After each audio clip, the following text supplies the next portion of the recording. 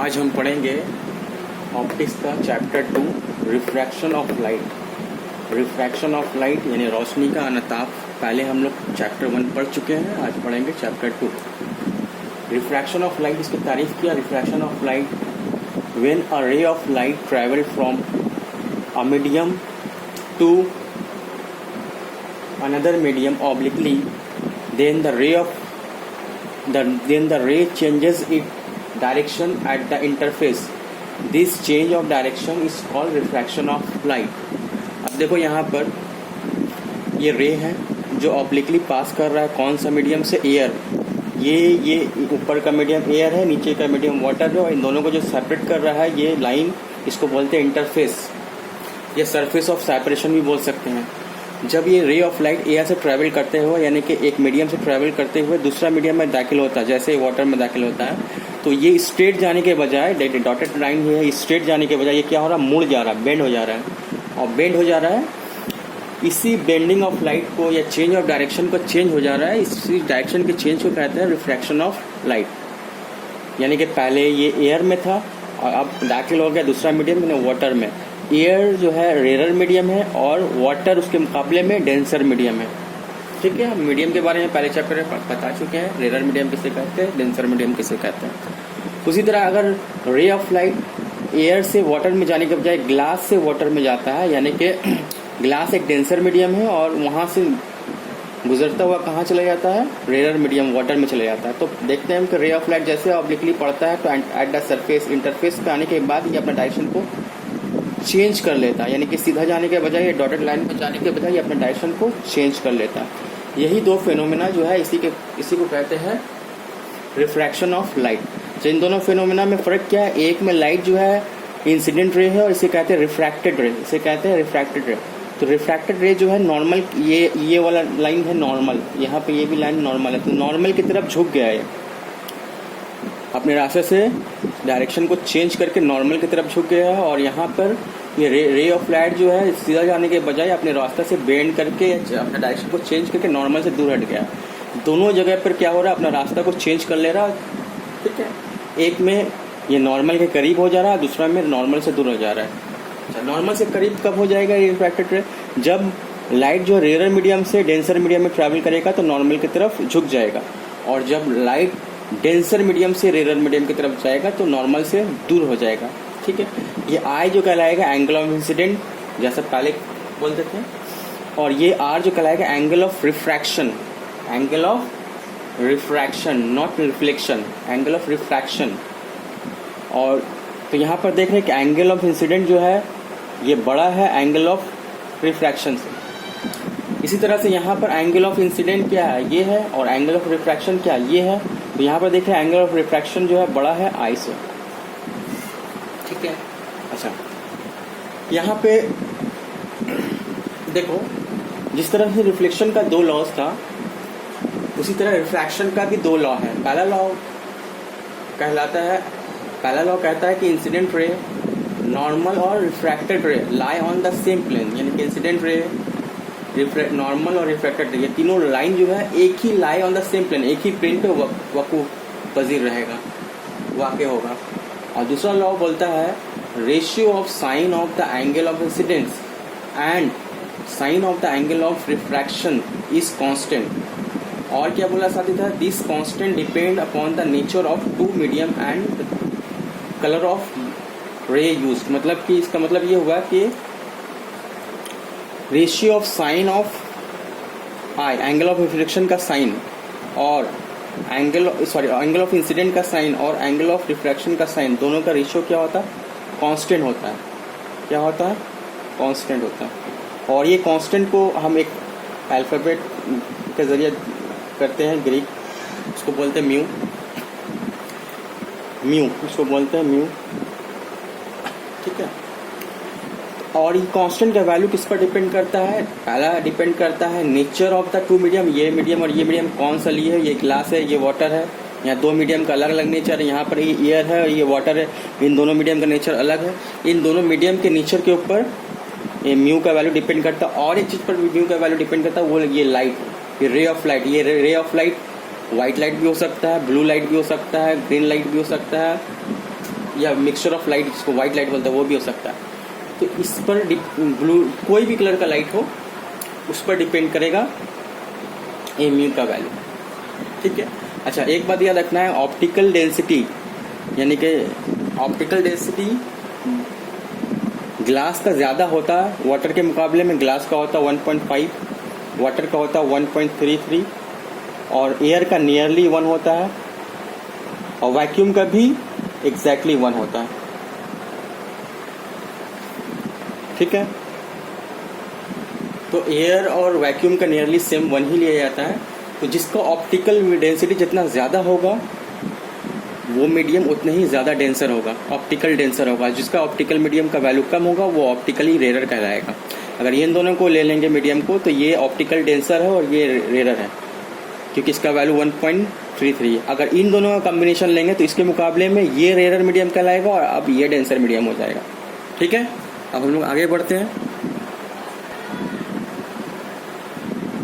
अच्छा, यहाँ पे और एक चीज़, यहाँ पर अगर डेविएशन को मालूम करेंगे तो डेविएशन यहाँ पर कितना हुआ, ये वाला एंगल डेविएशन कहलाएगा। ये वाला एंगल यहाँ पे डेविएशन कहलाएगा और ये वाला एंगल यहाँ पे डेविएशन कहलाएगा। ठीक है। ये एंगल यहाँ पे डेविएशन कहलाएगा और ये एंगल यहाँ पे डेविएशन कहलाएगा। इस डेविएशन का वैल्यू मालूम करने का तरीका क्या है, बहुत सिंपल सा फॉर्मूला डेविएशन का। D इक्वल टू होगा, यहाँ पे R बड़ा है और I छोटा है तो R माइनस I हो जाएगा डेविएशन, और यहाँ पे I बड़ा है और R छोटा है तो यहाँ पे डेविएशन का वैल्यू हो जाएगा I माइनस R। तो लाइट अगर रेयर मीडियम से डेंसर मीडियम की तरफ जा रहा है तो I बड़ा होता है और R छोटा होता है, इसलिए डेविएशन इक्वल टू हो जाएगा I माइनस R। और अगर लाइट डेंसर मीडियम से रेयर मीडियम की तरफ जा रहा है तो वहाँ पे R बड़ा होता है और I छोटा होता है, इसलिए डेविएशन हो जाएगा R माइनस I। ठीक है। देखो अभी हम लोग सीखा कि sine I by sine R का रेशियो होता है कांस्टेंट, उसको डोनेट करते हैं एक लेटर से जिसका नाम है म्यू। उस लेटर का नाम है रिफ्रैक्टिव इंडेक्स। इस लेटर को क्या बोलते हैं, refractive index of the medium. इस म्यू को बोलते हैं refractive index of the medium. अच्छा, रिफ्रैक्टिव इंडेक्स कई तरह का होता है। पहला होता है relative refractive index. Relative refractive index किसे कहते हैं, when a ray of light passes from a medium A to another medium B, then the ratio of sine of angle of incident I to sine of angle of refraction R is called relative refractive index. Relative refractive index of the medium B with respect to A and is denoted by mu B with, यहाँ पर इस तरह से mu B with respect to A इस तरह से connect करता है, यानी कि sine I upon sine R equal to mu B with respect to A. जैसे कि ये एक रे ऑफ लाइट है जो मीडियम ए से गया है, जाकर इंटरफेस से टकराया है तो ये एंगल ऑफ इंसिडेंट बन गया। अब यहाँ पर फिर दाखिल हो गया किस कौन सा मीडियम में, मीडियम बी में। तो ये मीडियम बी चूँकि डेंसर मान लेते हैं कि मीडियम बी जो है डेंसर है, तो रे ऑफ लाइट क्या हो गया, नॉर्मल की तरफ झुक गया, नॉर्मल की तरफ झुक गया। तो अब ratio of this sine I upon sine R is called reactive index of medium B with respect to A. ठीक है। अगर थोड़ी देर के लिए मान लो कि हम रे का डायरेक्शन को उल्टा कर दे रहे हैं, यानी मान लेते कि रे जो है बी मीडियम से स्टार्ट हुआ है और कहाँ दाखिल हो गया, ए मीडियम में दाखिल हो गया। तो ये वाला एंगल ऑफ इंसिडेंट, ये वाला आर जो है ये कहलाएगा इंसिडेंट एंगल ऑफ इंसिडेंट, और ये वाला आई जो है ये एंगल ऑफ रिफ्रैक्शन के बराबर हो जाएगा, यानी कि पाथ रिवर्सिबिलिटी बोलते हैं इसको। यानी कि रेज इस रास्ते से आ रहा था, यहाँ तक पहुँचा, हम रे का डायरेक्शन को उल्टा करते तो अभी इस रास्ते से होते हुए वापस यहाँ तक पहुँच रहा। उस केस में हम क्या लिख सकते हैं, उस केस में हम लिख सकते हैं sine B sine R upon sine R equal to mu A with respect to B. उलट गया, यानी अब एंगल ऑफ इंसिडेंट ये कहलाएगा तो ये ऊपर रहेगा, और एंगल ऑफ रिफ्रैक्शन इस मीडियम से होते हुए इस मीडियम में दाखिल हो रहा है तो ये एंगल ऑफ रिफ्रैक्शन हो जाएगा और ये एंगल ऑफ इंसिडेंट हो जाएगा। तो एंगल ऑफ इंसिडेंट ऊपर, एंगल ऑफ रिफ्रैक्शन नीचे, और दोनों का रेशियो कहलाएगा रिफ्रैक्टिव इंडेक्स कौन सा मीडियम का, जिस मीडियम में दाखिल हो गया, यानी कि medium B with respect to medium A. और यहाँ पर क्या था, मीडियम सॉरी यहाँ पे था medium A with respect to medium B, और यहाँ पे होगा medium B with respect to medium A. अब हम अगर एक काम करते हैं, इक्वेशन 1 बोल देते हैं, इसको इक्वेशन 2 बोलते हैं, और दोनों को मल्टीप्लाई करते हैं, तो क्या हो जाएगा, म्यू, इसको लिखते हैं mu B A into mu A B equal to, यहाँ पर लिखते हैं sine I by sine R into, ये वाला लिखते हैं sine R by sine R, ये और ये कट गया, ये और ये कट गया, बचा क्या 1। इसका मतलब क्या हो गया कि mu B with respect to A equal to 1 upon, इसको इसके नीचे ले लेंगे तो mu A with respect to B होता है। यानी कि एक मीडियम का रिफ्लेक्टिव इंडेक्स, मीडियम बी का reflective index with respect to A reciprocal होता है किसका, मीडियम ए का reflective index with respect to B का। तो ये एक बहुत इंपॉर्टेंट रिजल्ट है, इसको याद रखना है आपको।